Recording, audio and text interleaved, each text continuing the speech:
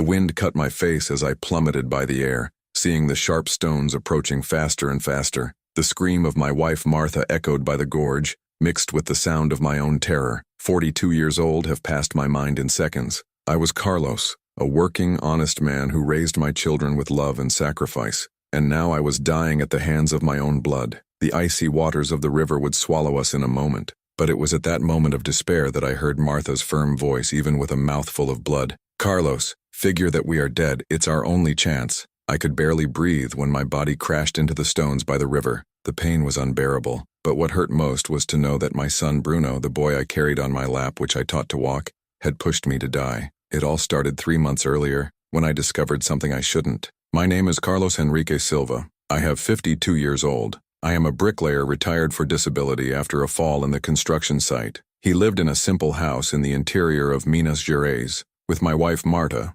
48, a struggling woman who worked as a cleaning lady in family homes. Our children Bruno, 28, and Patricia, 25, have always been our joy. Bruno graduated from business administration, got a good job in a construction company in the city. Patricia married Rodrigo, a man who looked decent and lived 2 hours away. I was proud of my children. I thought it had been a good father. How wrong I was. Bruno has always been ambitious, but after he got a promotion at the company, he started to change. I came home driving different cars, always in expensive clothes, new watch. When I asked where so much money came from, he looked at me with contempt. Father, you don't understand business. I'm no longer that boy the Lord created. I grew up. The most painful change was in the way he treated me. Before, Bruno called me father with love. Then he called me old, with a coldness that cut my soul. Old man, the Lord could stop asking about my life. I'm an adult. Old man, the Lord should not get into what he doesn't understand. Old, you were already useful one day, but that time is past. Each word was like a slap in the face. Marta tried to defend her son. Carlos, he's stressed with work. You know how it is, Bruno has always been nervous. But I saw her eyes that she was also feeling the change. Our conversations in the kitchen when we were alone were full of worried sighs. Martha, this boy is weird. It's not normal for a 28-year-old to have so much money. I know, Carlos, but maybe he won a better promotion than we imagined. The situation worsened when Bruno began to bring his girlfriend at home. Fernanda was a beautiful, blonde, well-dressed girl, but she had a way of looking at me and Marta as if we were trash. The first time she'd dinner at our table, she made a point of showing her disdain. Bruno, love, your mother has no paper napkins? These dishcloths are kind of rustic. Bruno laughed at his girlfriend's observation like funny. I swallowed the humiliation, but Martha turned red with shame. Sorry, daughter. Tomorrow I buy beautiful napkins for you. You don't have to bother, Dona Marta. I understand that you do what you can with what you have. The condescending way she said made my blood boil. I got up from the table. Look here, young lady. This house can be simple, but it has dignity. If it's not good for you, the door is there. Bruno exploded. Old man, how do you talk to Fernanda like this? She's being polite. Educated? She's despising her mother in our own home. The Lord is getting paranoid, old. Fernanda did nothing wrong. The problem is that the Lord cannot accept that I improved life. Fernanda put her hand on Bruno's arm, with a false expression of understanding. Love, I understand his difficulty. It must be difficult to see his son grow and leave behind certain things. The way she said certain things looking around our simple house was the most hurt humiliation I've ever felt. Bruno did not defend our house, did not defend our dignity. He just shook his head, as if he agreed with her. That night, Martha cried on the pillow. Carlos, I raised this boy with so much love. How can he have become that way? I don't know, Martha, but there's something wrong, very wrong. The drop of water came 2 weeks later. I was tidying up when I heard Bruno talking on the phone, thinking I wasn't listening to. No, boss. My father doesn't know anything. He's an old dumb, he won't find out. And even if he finds out, who will believe him? A retired bricklayer. He paused, listening to the answer on the other side, and continued. If necessary, I solve the problem. My parents won't disturb our scheme. Trust me. I felt the floor disappear under my feet. My own son was involved in some dirty scheme and treating me as a hindrance. I ran to tell Marta, but she didn't want to believe it. Carlos, you must have understood wrong. Bruno never. Martha, I heard. He said that if necessary, he solves the problem. We are the problem. It was then that I decided to investigate. I started to pay attention to his schedules, at the phones, in conversations. I found that Bruno was coming home late several times a week, always with lame excuses. Most importantly, I found out where he kept some documents in a folder hidden in his room. One afternoon he left with Fernanda. I entered the room and opened the folder. What I saw left me without ground. Works plants, supplier contracts, fake invoices, proof of suspicious payments. Everything pointed to an overpricing and diversion scheme in the company where Bruno worked.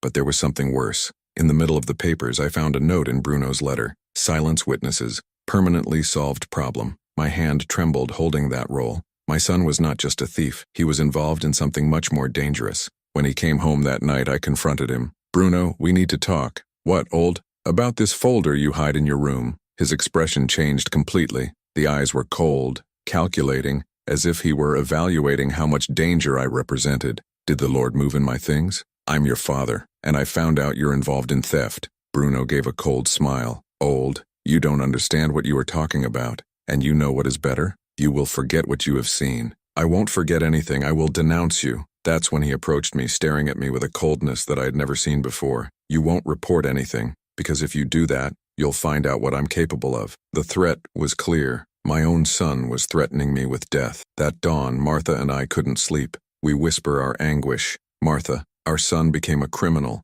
and he wants to shut up. Carlos, we need to get out of here. Let's go to Patricia's house." But when we tried to leave the next day, we found that Bruno had punctured the tires of our old car. The message was clear. We were prisoners in our own home. That's when he appeared with a proposal that seemed generous. "Dad, Mother, how about we take a trip? You deserve to know the mountains of the region. I take you on a beautiful ride, with a view to the cliff." Martha and I looked at each other. After the threats, that sudden kindness could only mean one thing. He wanted to take us to an isolated place. But we had no choice. If we refused, it would be even more suspicious. On the way to the mountains, Bruno drove humming, like a normal ride. Fernanda was in the front seat, stirring on her cell phone. Martha tightened my hand on the back seat, and I knew she was thinking the same thing as me. Maybe that was our last trip. When we arrived at the cliff, the view was really beautiful, but I felt the danger in the air. Bruno got out of the car and said, "Come here, Dad. Let's take a beautiful picture on the edge of the cliff." When Martha and I approached the edge,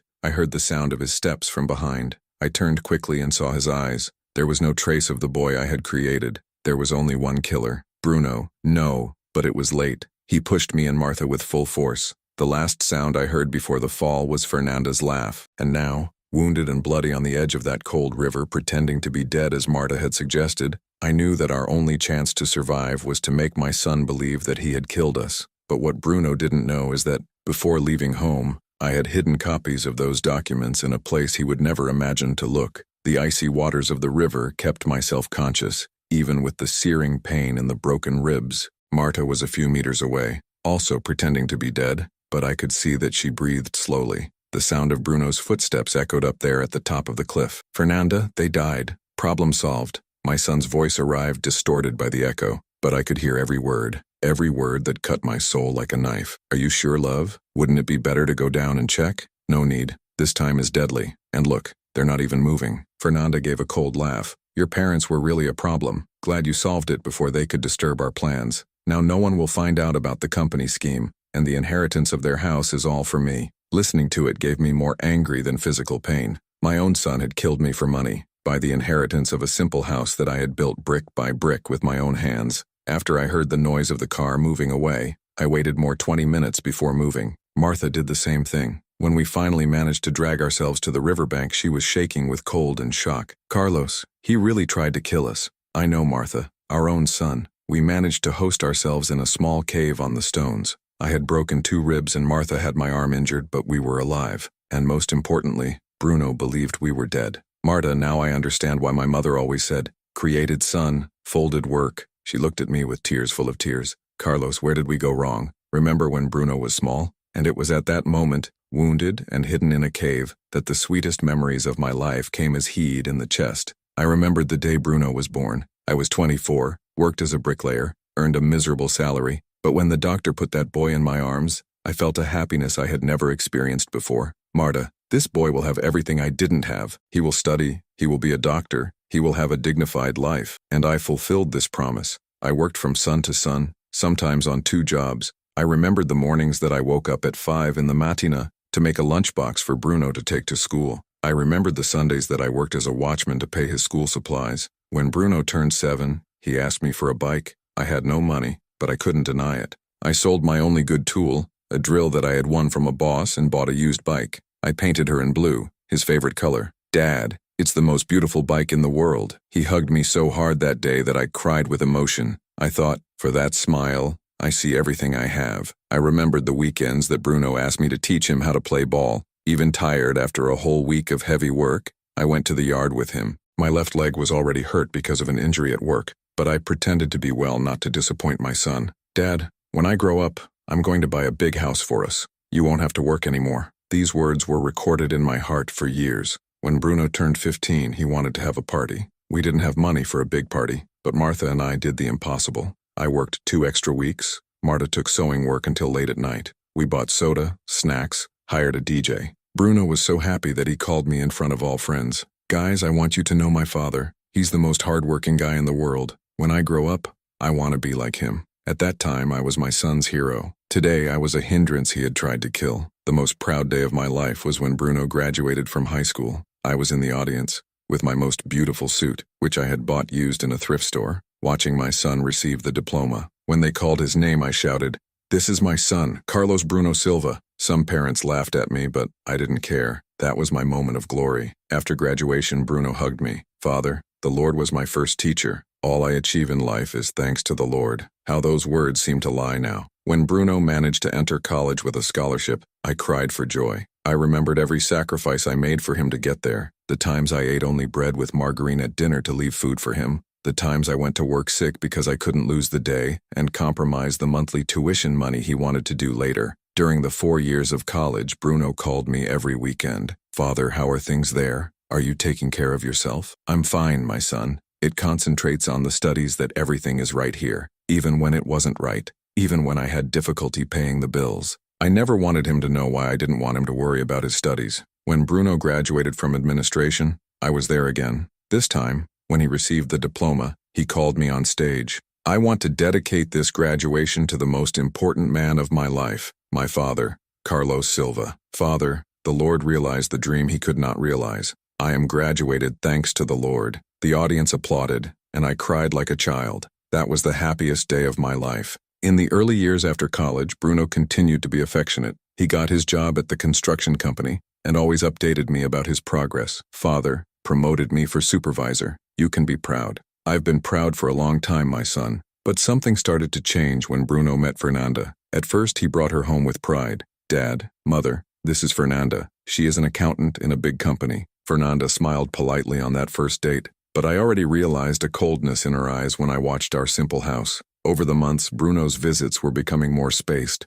and when he came, it was no longer the same affectionate boy. Started making comments that hurt me. "Father, don't you think was it time to renovate this house? Is it very old-fashioned?" "My son, the house is good. It's our house. But Fernanda feels uncomfortable here." It was the first time my son put the comfort of a girlfriend above the feelings of his own parents. Now, hidden in that cave, I understood that Bruno's change had started long before what I imagined. And probably Fernanda was involved in the scheme from the beginning. On the second day hidden in the cave, I was able to hear a conversation between fishermen who passed through the river. "Did you know about the accident? They say a couple fell from the cliff yesterday. Did it fall or pushed? The police are investigating, but their son filed a disappearance complaint. It seems a very worried boy." Bruno had registered our disappearance. What a cynical. He was playing the role of worried child as he knew exactly where our bodies were. "Martha, we need to go back to town without anyone seeing us. I have a plan." "What plan, Carlos?" "Remember I said I hid copies of those documents?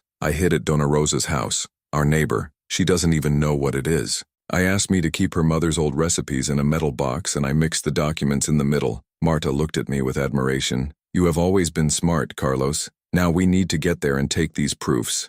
But unaware, for 3 days we walked through the mountains trails feeding on wild fruits and river water. We arrived in the city of Dawn, from the back of our neighborhood. The first thing we saw was our home. There was a police car in front and some neighbors talking. Bruno was there doing the Desperate Son Theater. My parents went out for a walk and they didn't come back. "I'm very worried, Delegate." The delegate wrote down everything in the notebook. "You're Bruno. Was you the last person to see your parents?" "Yes, sir. They said they wanted to know the mountains. I even offered to take it, but they preferred to go alone." What a blatant liar. I was seeing my son lie to the police about our own murder. Fernanda was beside him making a worried face. "Delegate, they are simple people. They may have been lost in the woods. Let's continue the search, but after 3 days, the chances are small." Bruno pretended to dry a tear. "I just wanted them to show up. No matter the state, I just want to bury my parents with dignity. I had to bite my tongue so as not to leave the hiding place and unmask that theater. We wait for the police to leave and the neighbors disperse. At 5 in the morning, when the street was empty, we ran to Dona Rosa's house and knocked on the back door. Dona Rosa was a 70 lady, one of the few people in the neighborhood that still treated me with respect. When she opened the door and saw me, almost passed out. "Carlos, my God, everyone is saying that you and Marta have died. Dona Rosa, please let us come in. I need to tell you something very serious." Inside her house, I told the whole truth. Dona Rosa was shocked. "My son, I always suspected this, Bruno. After he started dating that proud young lady, he changed a lot. Dona Rosa, do you remember that box I asked to keep?" "I remember, yes. I need to get some rolls inside." When I opened the box and took the documents I had hidden, I felt a huge relief. The tests were all there. But when I started examining the papers more carefully, I discovered something that made me even more shocked. There was a document that I had not seen before mixed with the others. It was a life insurance contract, a 2 million reais insurance on behalf of Carlos Henrique Silva and Marta Santos Silva. The beneficiary was Bruno Silva, and the signature date was just 2 weeks ago. "Martha, look at that." My wife got white when she saw the document. "Carlos, that means that he planned our death a long time ago, and he falsified our signature in this insurance." But there was something even worse. On the last page of the contract, there was a manuscreen observation TA. "Accidents in isolated places, guaranteed coverage, minimum investigation." Bruno had not killed us just for anger or despair. He had coldly planned our murder to receive 2 million reais of insurance. At that moment, I understood that my son was not just a thief or an ambitious young man who had lost his way. He was a calculating killer who had sold his soul for money. And worst of all, I found that there were other documents in the box that proved that Bruno and Fernanda were planning to kill more people. The other documents in Caixa revealed an even more devilish plan than I imagined. There was a list manuscript in Fernanda's lyrics with 3 names: Carlos and Marta, completed; Patricia, next stage; Rodrigo, if necessary. My daughter Patricia was on her brother's death list. "Martha, they will kill our daughter." My wife panicked. "Carlos, we need to warn her." "Calm down, Marta. If we call now, they will know that we are alive. I need to understand the full plan first." I kept examining the documents and found something that made me tremble with anger. There was a second life insurance, this in the name of Patricia Santos Oliveira, in the amount of 1,500,000 reais. The beneficiary was Bruno Silva, as the nearest brother. But what shocked me most was finding that Fernanda had falsified Patricia's signature, and worse, there was a copy of my daughter's marriage certificate with annotations about the couple's assets and a terrible observation: eliminate husband later, double inheritance. Bruno and Fernanda planned to kill my daughter and son, in law to inherit everything. Dona Rosa, who was reading the documents over my shoulder, was horrified. "Carlos, this girl is a demon, and your son, my God, how can a son do that?" "Dona Rosa, I need your help. Can you lend me the phone so I can call Patricia? But not to mention that I'm alive. I need to know if she's okay." I called my daughter at 6 in the morning. She answered with a sleepy voice. "Hello, who is it?" "Patricia, it's Dona Rosa, a neighbor of her parents." "Hi, Dona Rosa. Did something happen?" "My daughter, I wanted to know how you are dealing with the disappearance of your parents." Patricia started to cry. "Dona Rosa, I'm desperate. Bruno says they got lost in the mountain, but I feel something worse happened." "And Bruno? How is he?" "Strangely calm, Dona Rosa. Yesterday he came here at home talking about inheritance, about selling my parents' house. I thought it was very strange that I was thinking about it now." My heart squeezed. Bruno was being cynical even with his own sister. "Patricia, your sister, be careful. There are strange things happening." "Why are you saying this?" "Just be careful. And you don't accept your brother's invitation to travel or go out with him alone." I hung up the phone with my heart to pieces. My daughter was in danger and I couldn't even tell that I was alive. Dona Rosa looked at me with concern. "Carlos, you need to report it all to the police." "Dona Rosa, who will believe me? Officially, I'm dead, and Bruno has convinced everyone who is a dedicated and worried son."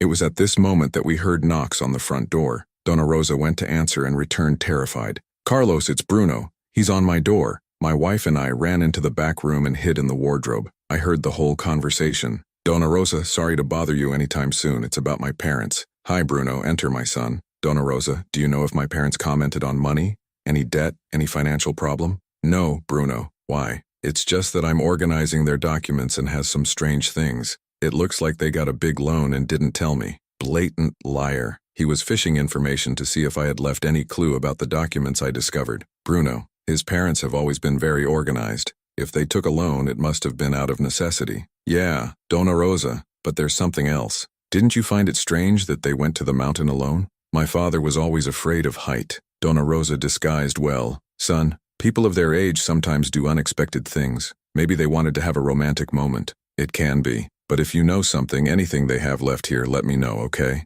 Of course, Bruno. After he left, Dona Rosa came to pick us up. Carlos, this boy is suspicious. He knows you may have left something somewhere. Dona Rosa, now I have no choice. I need to act fast before he hurts Patricia. I spent the rest of the morning studying all the documents. I found that the scheme in the company was even greater than I imagined. Bruno was not just stealing money. He was selling project information construction for competing companies. And Fernanda, who worked as an accountant, was launching the money through ghost companies. Even more serious, I found printed emails that proved that they had sabotaged a public work. A school that should be built with quality material received lower material, and the difference in price was pocketed by them. Martha, they are not just killers. They are criminals who put children's lives at risk. Carlos, this school, isn't that one that collapsed last month? I remembered, had left in the local newspaper. A newly created school had part of the roof collapsed during a class. Miraculously, there were no dead, but several children were injured. My son was responsible for this.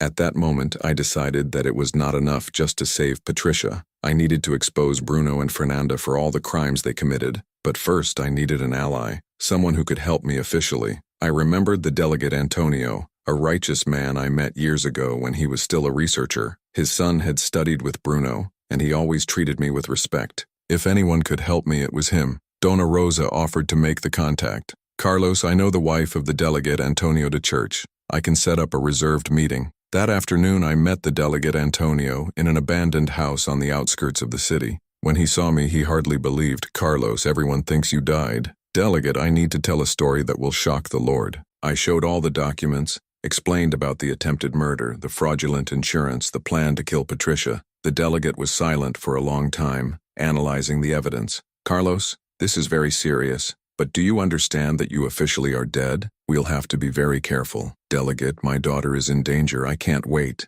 Let's do it like this. I'm going to send a disguised investigator watching his daughter, and I'll open a confidential inquiry into Bruno. But you'll have to keep going dead until we have enough evidence. How long? A few weeks, maybe. I need to investigate the company where he works, confirm the fraud, catch him in the act. A few weeks seemed an eternity, but I had no choice. I went back to Dona Rosa's house where Marta was looking forward to me. I told about the delegate's plan, but she was worried. Carlos, what if Bruno tried to kill Patricia before the investigation is over? Unfortunately, Marta's concern was justified. The next day, Dona Rosa intercepted a call that Bruno made to Patricia. Patricia, sister, how about you and Rodrigo come to spend the weekend here? I have a surprise to you. What kind of surprise, Bruno? You'll like it, and you take the opportunity to help me organize our parents' things. I don't know, Bruno. I'm very sad yet. Sister, we need to be united in this difficult time, and Fernanda is preparing that lunch you love. Patricia accepted the invitation. Bruno's plan was in motion.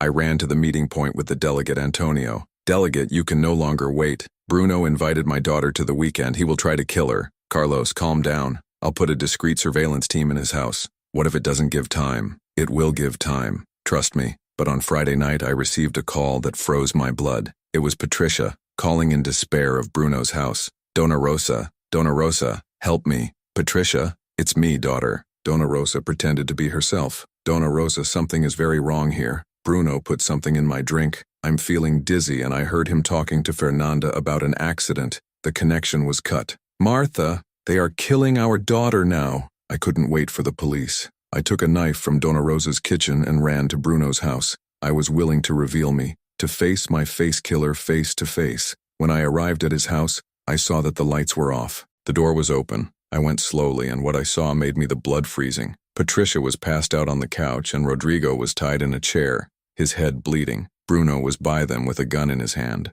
and Fernanda was preparing a syringe with some liquid. Bruno, stop it. My son turned, and when he saw me, he got white as a ghost. It's not possible. You should be dead. I'm harder to kill than you thought, my son. Or rather, former child. Fernanda shouted, Bruno, kill him now, kill all three. We invent a story later. That's when Bruno pointed the gun at me and said the phrase I will never forget. It should have died the first time, old. Now I'll have to get my hands dirty personally. But the moment he was going to tighten the trigger, the lights are ace they gave, and the voice of the delegate Antonio echoed, Police! "Release the gun, Bruno." The house was surrounded. But Bruno, desperate and crazy, did something that I never imagined I was able. He grabbed Patricia unconscious and leaned the gun on her head. "If someone moves, I kill my sister." Bruno had the gun against Patricia's head, his eyes completely crazy. My son had become a monster, and now I was willing to kill his own sister in front of me. "Bruno, let her. She's your sister." "Shut up, old. You should have died on the cliff. Now because of you, everything was complicated." Delegate Antonio tried to negotiate.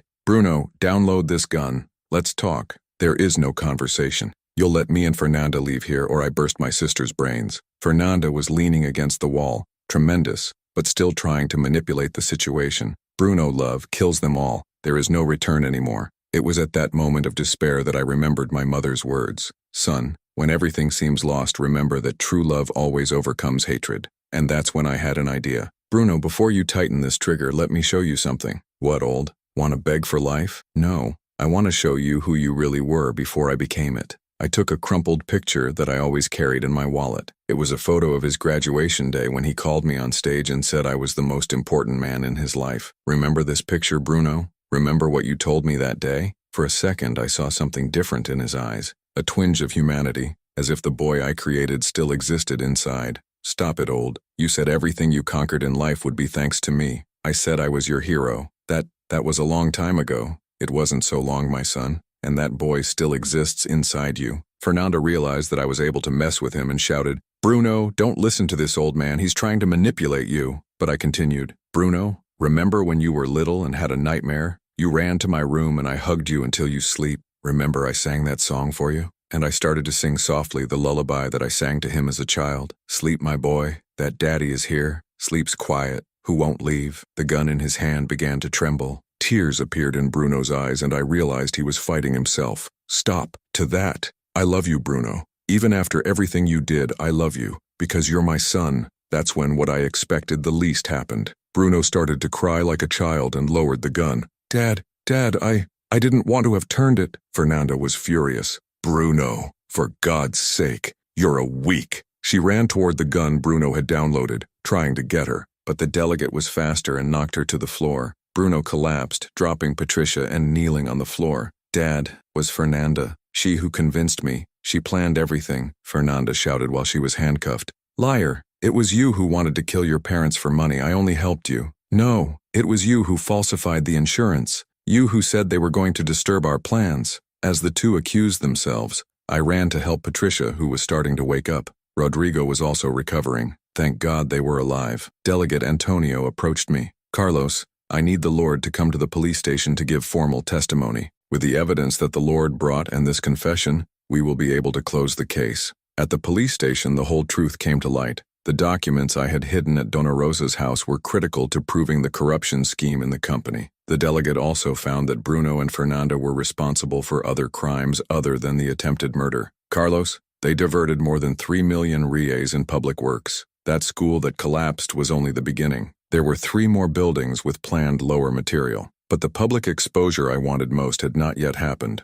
I needed the whole city to know who Bruno and Fernanda really were. That's when Delegate Antonio gave me a unique opportunity. "Carlos, tomorrow we'll have a press conference about the case. Several TV stations will be present. Do you like to say?" "I would like it very much, Delegate." The next day I found myself in front of several cameras, reporters, and curious. It was time to tell my story to the world. My name is Carlos Enrique Silva. I'm 52 years old. I'm a retired bricklayer, and I'm here today to tell how my own son tried to murder me for money. The silence in the room was total. Everyone was shocked by my first RA phrase. 3 days ago, everyone thought my wife and I had died in a cliff accident, but it wasn't an accident. We were pushed by our son Bruno and his girlfriend, Fernanda. I told the whole story. The corruption scheme, the fraudulent insurance, the plan to kill Patricia. I showed all the documents to the cameras. This boy you see here handcuffed is no longer the son I raised. I worked all my life. I made every possible sacrifice to giving him education and dignity, and he returned trying to kill me by inheritance. A reporter asked, "Mr. Carlos, how do you feel about Bruno now?" This question caught me off guard. I looked at Bruno, who was being taken handcuffed by the police. He looked at me with eyes full of regret. "You know, boy, I feel a chest pain that doesn't pass, because as much as he tried to kill me, he's still my son. It's still the boy I taught to ride a bike." The whole room was thrilled. Several people started to cry. But I also feel relief, because the truth has surfaced. and other families won't go through what I went through. Another reporter asked, "Do you forgive your son?" This question made me reflect for a few seconds. Look, girl, forgiving doesn't mean forgetting. Forgiving doesn't mean letting go unpunished. I forgive the boy I created, but this man who tried to kill me needs to pay for the consequences of his acts. Fernanda, who was also being taken by the police, shouted toward me, "You're old ridiculous. You ruined our life." I stared at her firmly. Little girl, who ruined your life yourself. I just brought the truth out. After the press conference, I was sought by several people, neighbors who greeted me, unknown people who gave me support. But the conversation that most moved me was with a mother who approached me. "You're Carlos. I saw the interview on TV. I have a 25-year-old son who is starting to treat me badly as well. After hearing his story, I will pay more attention to the signs. Lady, don't let the situation come where you arrived with me. Talk to your child, seek help, because child who doesn't respect parents can do anything." In the following days, the case gained national repercussion. Newspapers, magazines, TV shows. Everyone wanted to know more about the bricklayer who was pushed from the cliff by his own son. But what made me happier was the result of the investigation of the company where Bruno worked. They found that there was a much larger scheme, involving other employees and even local politicians. Several people were arrested. The mayor of the city went to me personally. So Carlos, because of his courage to denounce, we discovered a scheme that was hurting our entire city. That hospital being built with bad material was also embargoed. Mayor, I just did what any father would do. I protected my family and my community. The Lord saved lives, his Carlos. That hospital could have collapsed and killed dozens of people. 2 weeks later, I received the news that I was waiting. Bruno was sentenced to 15 years in prison for attempted murder, estelionato, gang formation, and corruption. Fernanda took 12 years for the same crimes. On the day of the sentence, I went to court. When the judge read the conviction, Bruno looked at me from afar. There was no more angry in his eyes, just sadness. After the audience, he asked to talk to me. The police left, but he was handcuffed. "Dad, I wanted to apologize." "Bruno, your excuses won't erase what you did." "I know, Father, but I wanted the Lord to know that I remember everything the Lord has done for me, and I regret every second of this madness." I looked at that handcuffed boy, who was one day my pride, and I felt a mixture of pity and disappointment. "Bruno, you're going to be 15 in jail to think about what you did. Use this time to rediscover yourself, to find the boy you were before you turn it over." "The Lord, will you visit me?" This question squeezed my heart. It was difficult. "I don't know, Bruno. I need time to heal the wounds you have caused." He lowered his head. "I understand, Father." When I left the court, I found Patricia and Rodrigo waiting for me. My daughter hugged me, crying, "Dad, sorry for not realizing that Bruno was changed. Sorry for not believing in his suspicions. Daughter, you are not to blame for anything. No one imagines that a brother can become a killer. Father, the Lord saved our lives. If it weren't for the Lord, Rodrigo and I would be dead." Rodrigo also thanked me. "Your Carlos, you are a hero, and I'll treat Patricia like a queen for the rest of her life because I know how important family is." That night, at home with Martha, we finally managed to have peace. We sit on the porch, Toman give a coffee, looking at the quiet street of our neighborhood. "Carlos, do you think we did something wrong in the creation of Bruno?" "Martha, I wonder this every day, but I think we did the best we could with what it had. Bruno made choices wrong. And now, Carlos, how do we move on?" "We follow, Martha. The truth won, the justice was done, and we're alive to tell the story." But even with all this feeling of victory, I knew Bruno and Fernanda were still one last plan. The day before the transfer to the penitentiary, I received an anonymous phone call. "Carlos, beware. They planned something for tonight. Don't leave home." It was the voice of someone I didn't recognize, probably someone from inside the police station that had heard something. That night, Martha and I lock all the doors and windows, but at 2 in the morning, we heard noises in the backyard. When I looked out the window, I saw 2 hooded figures trying to break into our house. Bruno and Fernanda had escaped, and now came what they had started. 2 hooded figures tried to break into our door, and I knew exactly who they were. Bruno and Fernanda had escaped and came to finish what started on the cliff. "Martha, call the police, fast!" But when she took the phone, the line was dead. They had cut the wires. I heard Bruno's voice outside. "Old, I know you're inside. Open this door." "Go away, Bruno. The police are already coming." "Nothing is coming. We cut everything. And this time, you won't escape," Fernanda shouted with anger. "You're damn old man. For you, we lose everything. Now you will pay." They started kicking the door violently. I took a hammer I had in the kitchen drawer and put Marta behind me. "Carlos, what if they can enter?" "Martha, if you are going to die, we will die defending our house, our dignity." The door was giving in. In a few minutes, they would be indoors. That's when I remembered the only possible way out, the basement. There was a passage to Donna Rosa's house built years ago when the land was not yet divided. Martha, come with me. Remember the basement of the basement? We went down. The door of the house gave way the moment we arrived underground. I heard their steps entering the house. Where are you? You're rats. Get out of the holes. We managed to arrive at Donna Rosa's house for the underground passage. She woke up scared. Carlos, what's going on? Donna Rosa, Bruno escaped. He's in our house. My God, I'll call the police. Is the phone cut? But you have a cell phone? Yes, I have. Donna Rosa called Delegate Antonio, who arrived in 15 minutes with a team. But when they arrived at our house, Bruno and Fernanda had already fled. They had destroyed everything: broken furniture, torn clothes, trampled family photos. In the middle of the room, we found a note left by Bruno. Old man, you ruined my life. Now I'm going to ruin yours. And next time, there will be no Cliff to save you. Delegate Antonio was furious. How the hell did they escape the police station? One of the youngest policemen lowered the embarrassed head. Delegate, they bribed the night guard. They offered 50,000 reais for him to leave the cell open. 50,000? Where did you take this money? I had a theory. Delegate, they must have money hidden from the company's scheme. They probably have a bank account that you haven't found yet. Carlos, you will have to leave town for a few days. They are dangerous. No, Delegate, I won't escape my own house. This time I will face them to the end. Carlos, they are armed. It's very dangerous. Delegate, I lived 52 with honor and dignity. I won't spend the rest of my life hiding from my own son. That night I stayed at Donna Rosa's house planning how to solve the situation definitely. It was necessary to attract Bruno and Fernanda to a place where the police could catch them in the act. That's when I had an idea. Delegate, tomorrow is Sunday. I always go to the 10 Mass in the neighborhood church. Everyone knows that. So, Carlos, Bruno knows this routine. If I appear in church, he will try to get me there, but you may be waiting. It's very risky. Delegate, Bruno won't give up. We better choose where the final confrontation will be. On Sunday morning, I got ready with my best clothes and went to Mass. The church was full, as always. Father Miguel, who had known me for years, greeted me. Carlos, good to see you. The whole community is praying for you. Thank you, Father. Today I will need a lot of prayer. During the Mass, I was aware of any strange movement. At the time of the offertory, I saw two figures entering the side door of the church. It was Bruno and Fernanda, disguised with caps and sunglasses. My heart. He fired, but I kept praying. They positioned themselves near the exit, blocking my escape. They thought I hadn't seen them. When Father Miguel asked to get up for the moment of peace, I took the opportunity to look around. Delegate Antonio and his men were disguised among the faithful in strategic positions. At the time of communion, when I got up to the altar, I felt a hand on my shoulder. It was Bruno. Don't turn, old. Come with me slowly. He had a gun against my ribs, disguised by his coat. Fernanda approached the other side. Walked to the side output.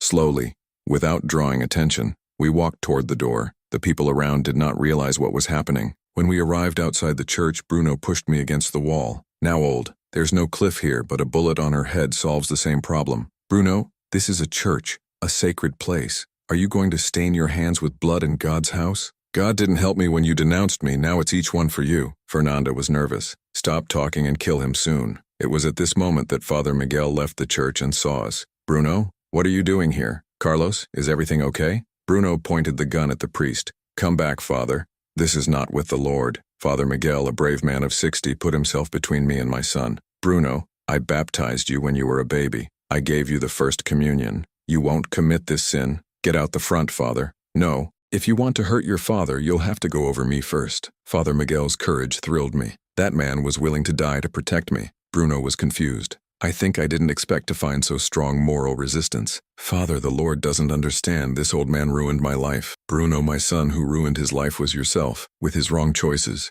The wrong choices were his. He created me poor, created me in a mason house. I deserved more. Father Miguel shook his head sadly. Bruno, your father created you with love. It gave you education, character, values. If you threw it all out by ambition, it's not his fault. Shut up. Bruno was getting desperate. Fernanda shouted, Bruno, kill both and let's go. It was at that moment that I heard the firm voice of the delegate Antonio. Police, light the weapons. The whole church has emptied in seconds. People running, shouting, hiding. Bruno was surrounded by police in all directions. No, I'm not going back to jail. He grabbed Father Miguel and put the gun on his head. If someone moves, I kill the priest. The despair in my son's eyes was total. He had completely lost his sanity. That's when I made the bravest decision of my life. I walked slowly toward him. Bruno kills me, but he lets out the priest. Old. No, you want to kill me for months. So it kills, but it doesn't kill an innocent man. Carlos, no! Martha shouted from afar. I continued walking.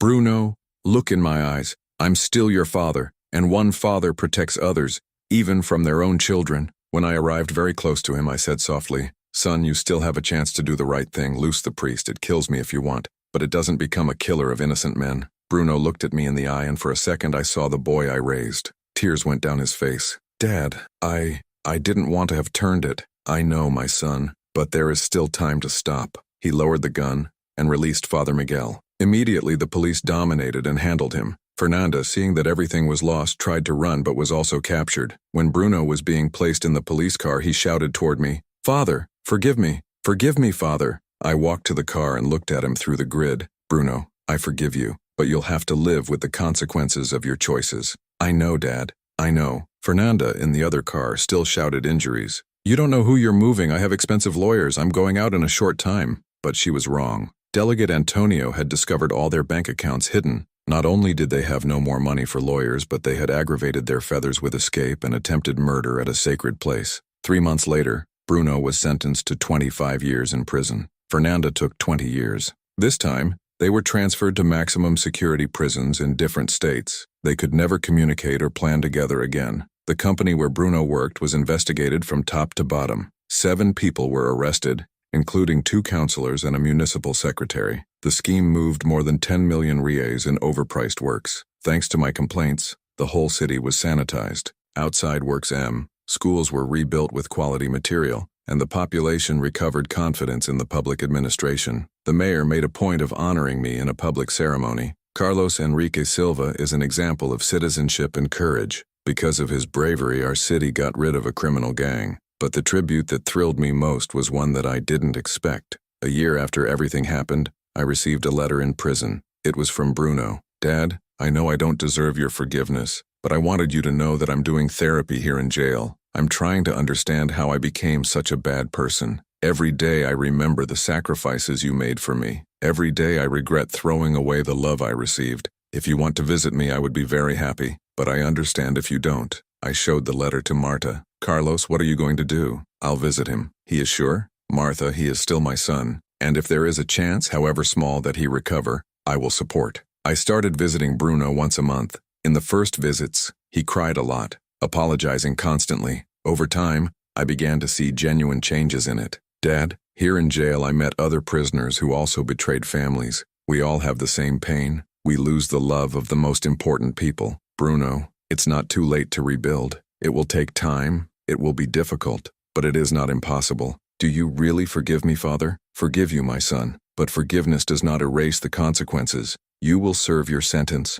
but when you leave, if you want to be a better person, I will be here. Patricia, at first, didn't even want to hear about forgiving her brother. Dad, he tried to kill me. How can I forgive that? Daughter, forgiving is not to forget. To forgive is to break free from the weight of hatred. Bruno will pay for his crimes, but you don't have to carry anger at the rest of your life. It took 2 years, but Patricia ended up accompanying me on a visit. Her meeting with Bruno was exciting. Sister, I know you will never be able to forgive me, but I want you to know that I hate myself every day for doing what I did. Patricia cried, Bruno, you destroyed my family confidence, but I'm here because our father taught me that love is stronger than hatred. Today, 3 years after all that happened, our life has again had peace. Martha and I renovated the house with the compensation we received from the state for the damage suffered. Patricia and Rodrigo gave us a beautiful grandson, which is the joy of our life. Bruno is still 22 years in jail ahead, but in our conversations, I see that he is becoming a better person. He began to study theology in prison and helps other detainees to write letters to families. Fernanda, on the other hand, never showed genuine regret. The few times we communicate through lawyers, always tried to blame others for her crimes. Every Sunday, in the same church where I almost died, I thank God for being alive. Father Miguel, who risked life to defend me, became an even closer friend. Carlos, do you know why I put myself in front of that weapon? He asked me on one of these conversations. I don't know, Father, for I saw in you a man who, even betrayed by his own son, has not lost faith in love. Men like this deserve to be protected. I received invitations to tell my story on television programs, radios, churches. I always accept, because I believe my experience can help other families. Guys, I learned that child is not the property of parents. Son is a loan that God makes for us. We do the best we can, but they make our own choices. And when these choices are bad, it's not our fault. But I also learned that true love does not give up. Even when the son pushes you from a cliff, father's love does not die. It may be injured, it may need time to heal, but it does not die. The most important lesson that I bring about this whole experience is about forgiveness.